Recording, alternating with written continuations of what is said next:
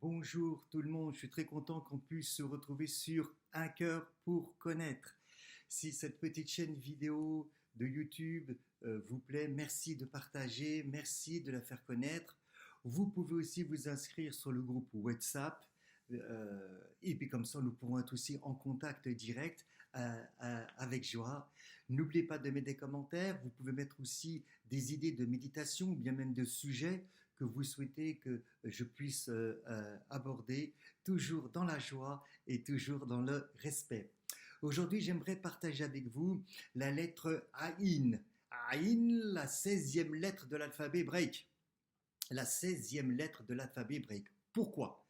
Avant d'expliquer pourquoi je souhaite utiliser cette lettre-là, la lettre Aïn, reprenons déjà quelque chose peut-être que j'avais dit, ou peut-être que je n'ai pas dit, voilà.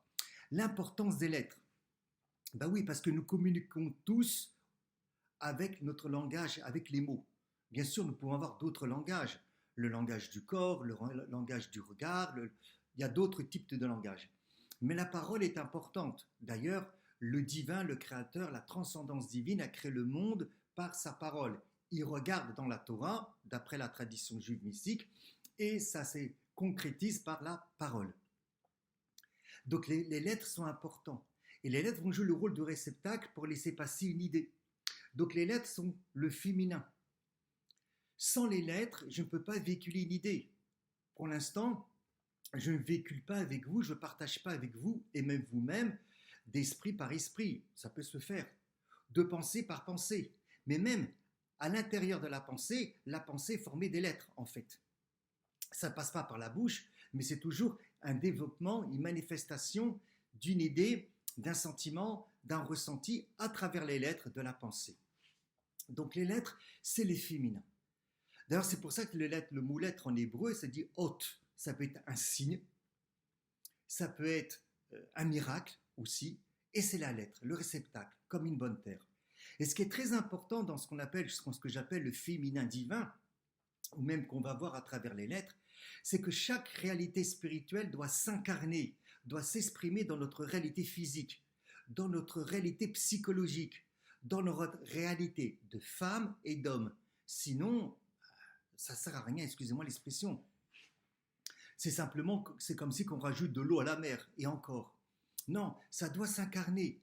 Surtout lorsqu'on parle du féminin divin, ça doit s'incarner. La place de la femme, la place de l'homme, dans sa nature, au-delà de ses défauts, au-delà de ses qualités.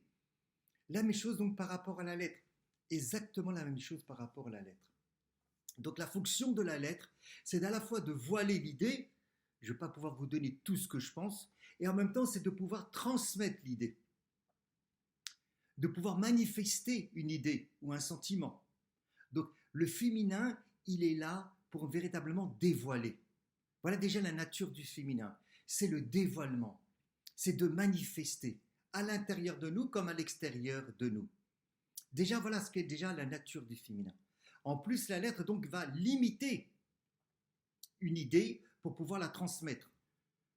Donc vous voyez que la lettre, comme le féminin, elle a une certaine rigueur, une certaine autorité. Et c'est pour ça que le féminin divin, comme la femme, doit mettre des règles, doit avoir une certaine autorité. J'ai pas dit être autoritaire, une autorité. J'ai pas dit d'être méchant, voilà. Mais d'avoir une autorité. Et la même chose pour moi. Pour ne pas que tout d'un coup, ma réalité d'homme part dans tous les sens, c'est mon principe féminin qui va mettre des limites, qui va avoir une autorité. C'est mon principe féminin en tant qu'homme qui va faire jaillir quelque chose, parce que tout sort uniquement que du féminin. Passons à... Ça sera la même chose pour toutes les lettres. Alors, les lettres hébraïques, comme les lettres sémites, ils ont un langage.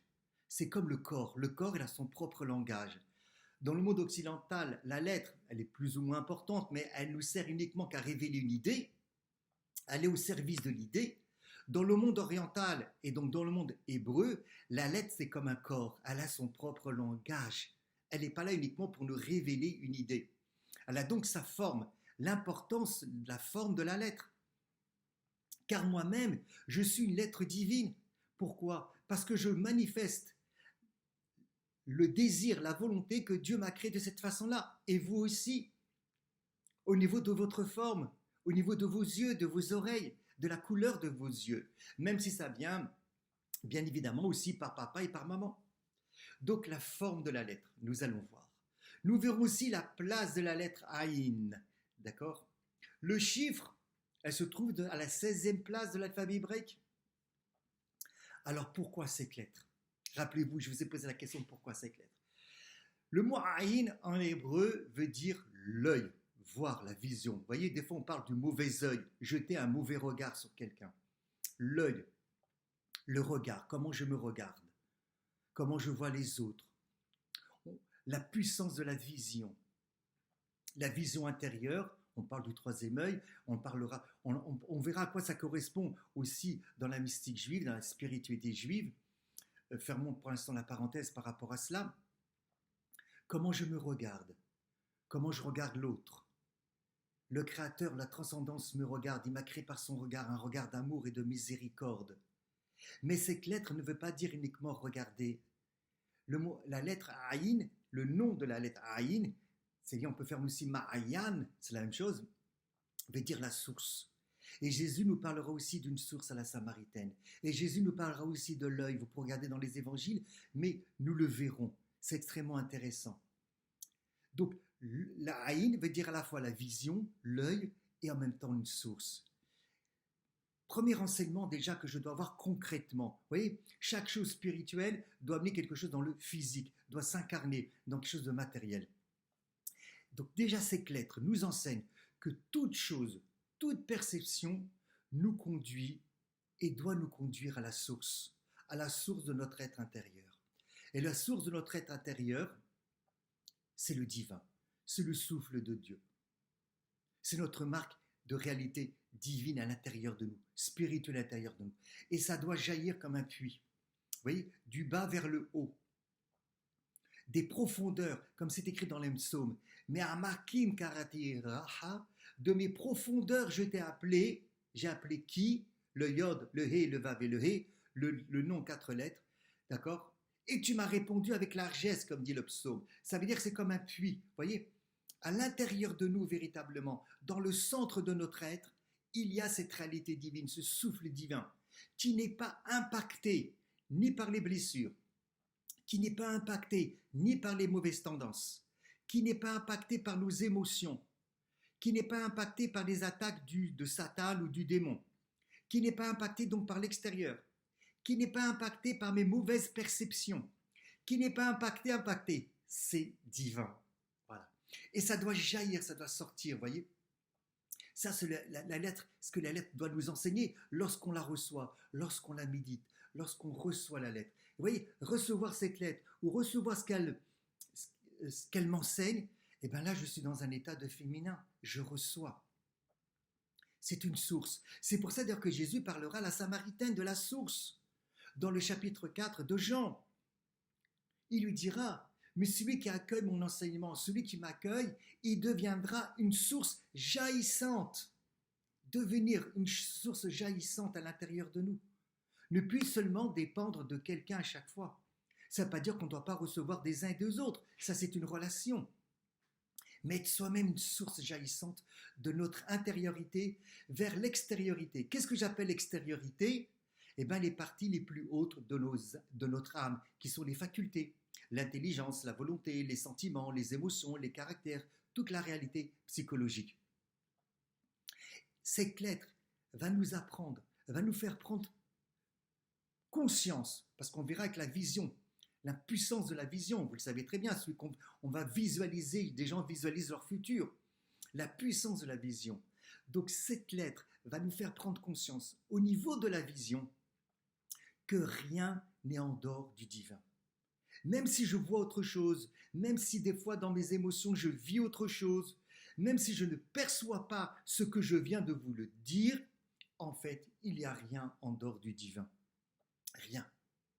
Rien en dehors du divin véritablement, qui passe à travers la nature, qui passe à travers des événements, qui passe à travers les relations entre les uns et les autres. Et ça, c'est extrêmement important. Voilà pourquoi je voulais commencer déjà avec la lettre Aïn, l'importance de la vision.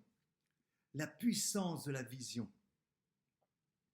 Comment je vois la chose, comment je me regarde. Est-ce que je me laisse influencer par le regard des autres, par l'impact de la vision sur moi, sur les autres? Est-ce que je me laisse influencer par le haïn, par les yeux des autres sur moi?